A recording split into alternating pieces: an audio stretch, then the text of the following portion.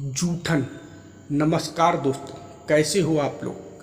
आज की हमारी कहानी का नाम है जूठन। विवाह के बाद शिल्पी जब पहली बार मायके आई तो माँ ने इत्मीनान पे बैठकर बेटी का हालचाल पूछा। ससुराल में सब कैसे हैं, सास ससुर का स्वभाव वगैरह वगैरह। शिल्पी ने सब कुछ बताया और फिर बोली कि माँ, मैंने वहाँ एक नई बात देखी है। माँ ने आश्चर्य से पूछा, क्या? तो वह बोली, मेरी सास सबसे अंत में खाना खाती है। कई बार तो कुछ भी नहीं बचता तो वह पानी पीकर ही रह जाती हैं। परंतु उससे भी अधिक विचित्र बात यह है कि बाबूजी यानी कि मेरे ससुर की थाली का बचा हुआ ही खाना खाती हैं।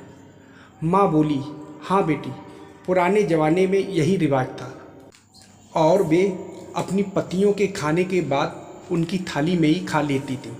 कहा जाता है कि झूठ खाने से प्यार बढ़ता है, लेकिन माँ, आप तो ऐसा नहीं करती और पापा भी कभी भी झूठन नहीं छोड़ते।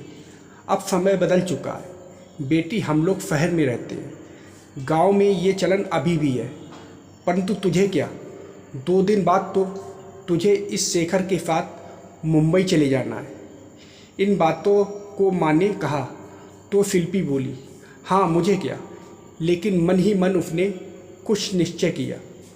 शेखर के साथ वापस जब ससुराल गई और सास को ससुर की थाली में खाते देखा तो उसने कहा, माँ जी, आप कल से फ्रेश थाली में खाना खाएंगी और बाबूजी भी कभी झूठा नहीं छोड़ेंगे। नहीं नहीं बहू, मैं ऐसा नहीं कर सकती। मेरी सास यानी कि तुम्हारी दादी सास भी ऐसा ही करती थी और फिर तुम्हारे बाबूजी भी तो नाराज़ हो जाएंगे। सीरियस स्वभाव वाली उसकी सास ने जवाब दिया। तो वह बोली, बाबूजी को मैं समझाऊंगी, पर कल से आप उनकी थाली में नहीं खाएंगी। शिल्पी का देवर वहीं खड़ा सास बहू की बातें सुन रहा था। बोला, भाभी, माँ का ऐसा करना मुझे भी बहुत बुरा लगता है। हम तो इन्हें समझाते समझाते थक गए हैं।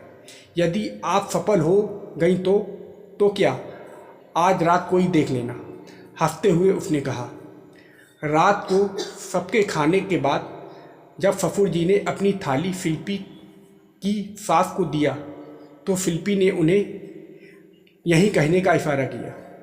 उसकी सास भी शायद अब यही चाहती थी, तो अपनी हिम्मत बटोर कर बोली, मैं इस थाली में नहीं खाऊंगी। आपने जो छोड़ा है उसे मैं गौ माता को खिलाऊंगी।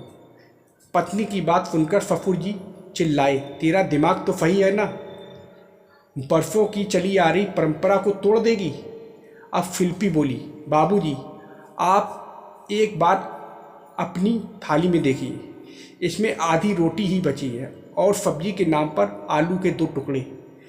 पहले क्या हुआ मैं नहीं जानती, लेकिन इस उम्र में माँ जी को तो पूरी डाइट मिलनी चाहिए। घर के सभी सदस्यों की थाली से 5 पकवान हो और माँ जी को सिर्फ ये रोटी, ये कैसा न्याय है। पर ये रिवाज तो सदियों से चला आ रहा है। ससुर जी थोड़ा नरम स्वर में बोले तो शिल्पी की हिम्मत बढ़ी। बोली, बाबूजी, पहले हम चिट्ठी द्वारा समाचार देते थे। टेलीफोन आने के बाद चिट्ठी पत्री बंद हो गई।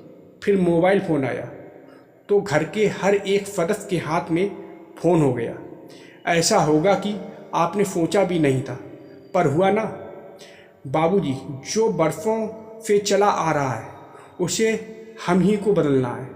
पर अब तो माँ जी भी बहू से सास बन गई हैं। अब तो उन्हें उनकी मर्जी का खाने का अधिकार होना चाहिए। हाँ बहू, शायद तुम ठीक कहती हो।